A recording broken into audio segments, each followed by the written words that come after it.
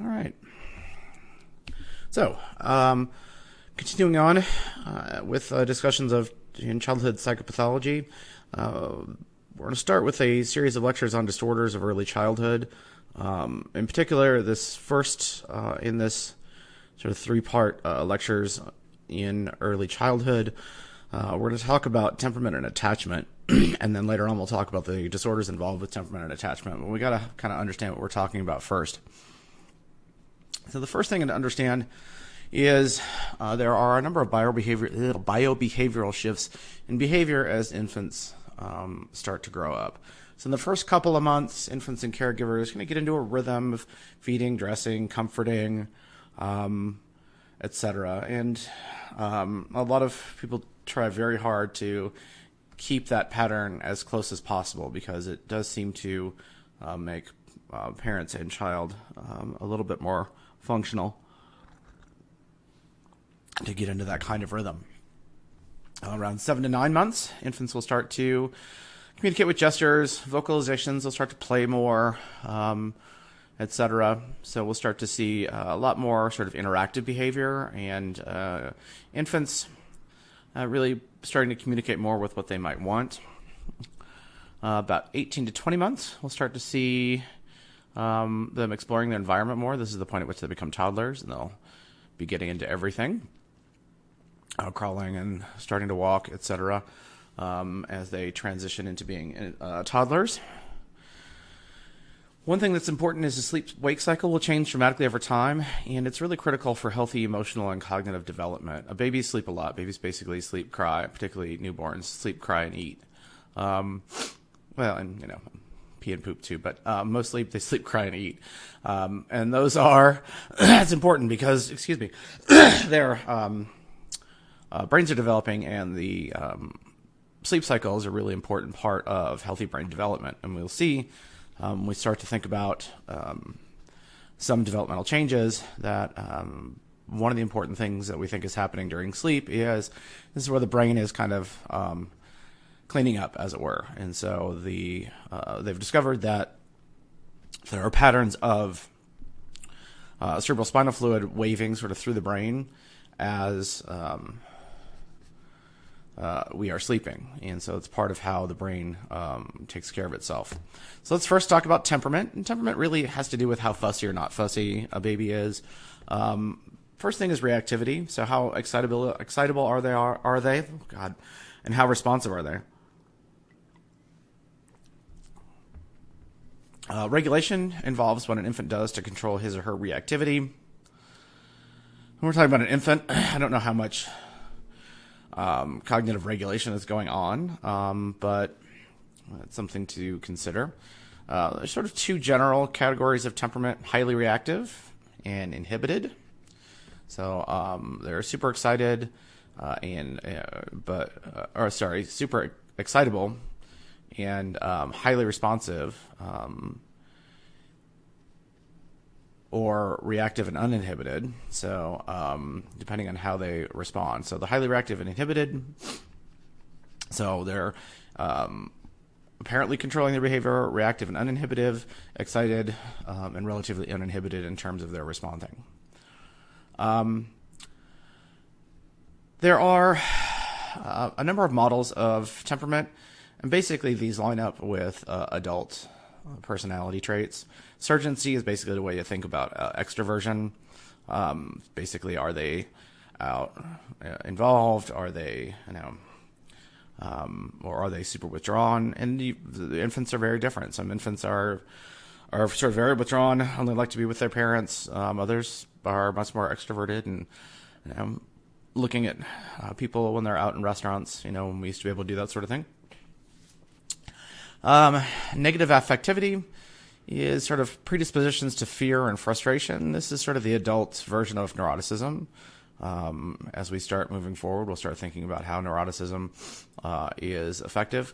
And then finally, effortful control. So this is attempts to regulate stimulation and response. This is going to start to line up with conscientiousness and openness to experience as we get older. So this is our later childhood and adult personality. Kind of starts with temperament. And it's one of the reasons why there's a lot of belief in some genetic control over personality, because it does show up relatively early. None of this is written in stone, but there are some correlates. Now, this is a weird thing to talk about, but it is something we discuss. It's called Goodnessoffit, and that's sort of the infant temperament and parenting style. And so we kind of have to think about how infant and child are getting along. Obviously, it's not like there's a lot of choice in this, so it's not like you can, just decide to find another baby. So it's like, as I said, this is a weird thing to think about.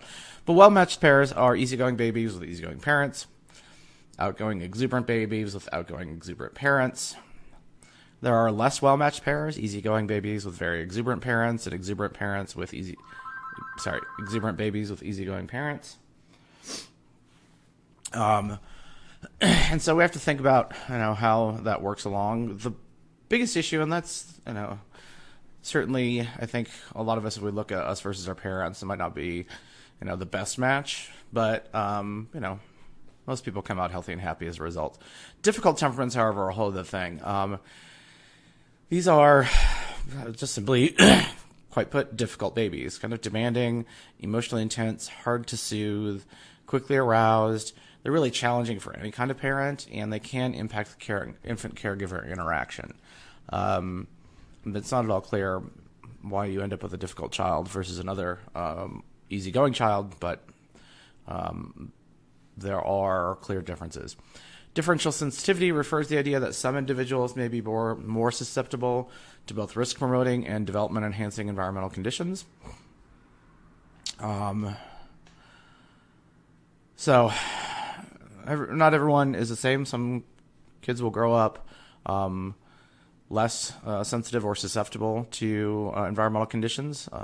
They may be less sensitive even to development-enhancing environmental conditions. So kids that grow up in highly supportive, interactive, well-nourished homes aren't going to come out the same as somebody else who does, just like somebody who grows up in poverty and in stress will not absorb that the same way that another child will. So it's important to think about that. Attachment, this should be reviewed for most anyone who's taking intro psych. By 1 year of age, most infants have gained some kind of attachment relationship. The experience of safety, comfort, and affection helps with that attachment. Of course, we think the hormone oxytocin has some role in this particular behavior. We start to also see sense of self, so cognitions and emotions about infants as being separate beings from everyone else start to emerge. So they start to understand that they're themselves versus somebody else. And so that starts to develop, and that's going to be an important part of that. Understanding of others in the world. We start to see unfamiliar people and situations and beliefs about that. This can, of course, form based on their attachment relationship, and we see that in the stranger situation. So one of the things we have to think about with caregivers is that they have to provide a safe haven, allow for proximity maintenance, that is, that children know you're going to be around, and act as a secure base. So basically, infants have to be able to explore, but also know that you're going to be there if they get into some trouble. So that sort of protection and survival is an important part of that. Patterns of attachment can sort of be broadly characterized as secure or insecure. Securely attached infants are just securely attached. Insecurity has a variety of patterns. Resistant or anxious ambivalent, generally related to inconsistent or unpredictable care. Avoidant, anxious avoidant attachment, also generally related to inadequate care. And then disorganized attachment. This signals that the caregiver is perceived as frightened, or malicious.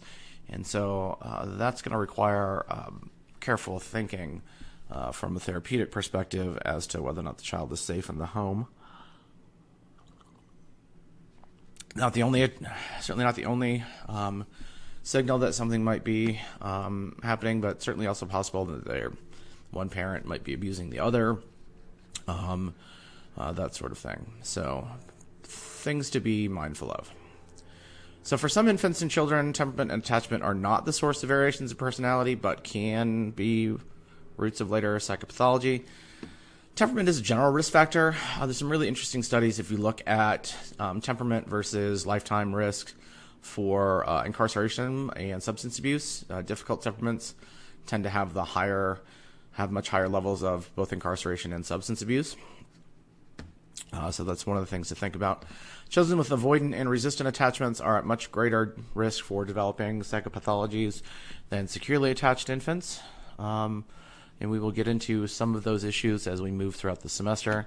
But children with disorganized attachments are the most at risk. And that seems to probably be, again, related to that fear of others and fear of their caregiver. So that's an important thing to keep in mind. Okay, in the next lecture, we will get into feeding and sleeping disorders. But first thing we want to do was to talk about attachment and psychopathology, and we'll actually get into disorders of attachment in a couple lectures.